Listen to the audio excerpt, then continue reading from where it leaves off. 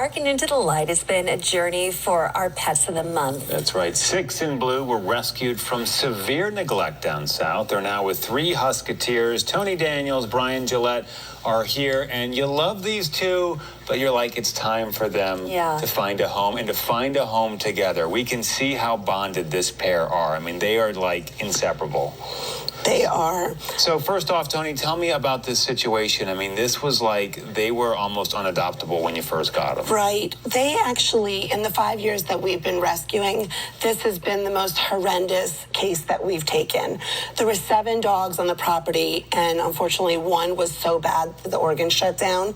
And we were taking 2 at a time. 6 in blue were the most timid out of the bunch. All the other dogs had been adopted. 6 in blue were actually chained to the trailer, living underneath the trailer. They've had very minimal contact with humans, so they have to learn how to trust humans. There's no reason for them to trust us. They've really just had each other. And you had them out at Home Depot last night. You sent me videos of them. Yes. They were mixing in with people. Loving it. So, Brian, you know, for you, what should people know about these pair? That they're not the typical dog. They're not going to come running to see you, you know, jump on your bed, sit next to you. At least not at first. Yeah. Not at first. Not at first. It's going to take a lot of time. You know, this is real big for them. You know, they don't typically sit with you that much. They rely on each other. They're great with other dogs, though. Absolutely fabulous with other dogs. Yeah. Yes, because they were all in this horrendous situation together. Right. So they learned to trust a dog and not a human. Right. And, you know, they're real good with our dogs. Our dogs show them how to be normal dogs, you know, per se, you know. So they follow their routine. They're very they are normal. Routine-oriented. So These dogs very are playful, too. Yeah. Yes. These dogs, all they need is structure, stability, nutrition, and just someone who's patient, someone who's going to, you know, go on their term. And you guys are offering 2 training visits. Yes. Home. So 6 in blue are going to be adopted. We'd like to have them adopted together. That's the only way we would like that to happen. And we are going to offer 2 in-home training sessions with a behaviorist. They are so ready. They are... Brian and I went away on vacation, and when we came back, they were actually happy to see us. So that shows me that they're willing to form an attachment, and that's what they need for them to progress. And we can see how they're fitting in at home. And if we can come back live, for as cute as these pictures are, you can see how 6 the attachment is just attached to Blue, and she's just leaning on him. And I have 3 dogs. 3 is kind of a lot. 2 is easy. I mean, 2 is great because they have a dog to play with. Yep. You don't always feel bad, like if you leave them alone for a while. They have someone, And, you know, I had a dog that lost his best buddy, and he has not been the same since.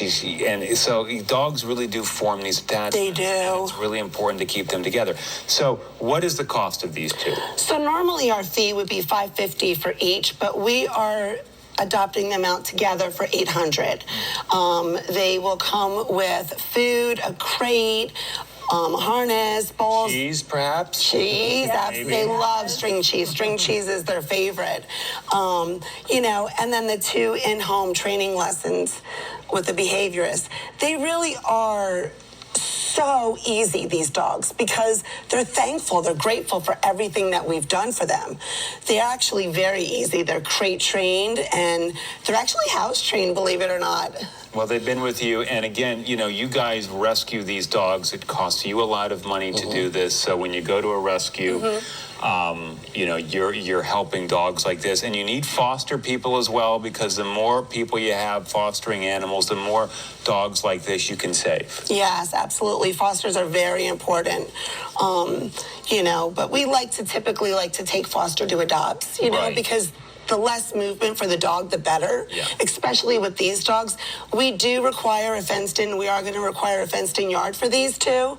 We would like someone that's very patient, someone that is not going to put them in a threatening situation. Like, oh, I can fix them. I'm going to take them to I don't know, Home Depot this weekend.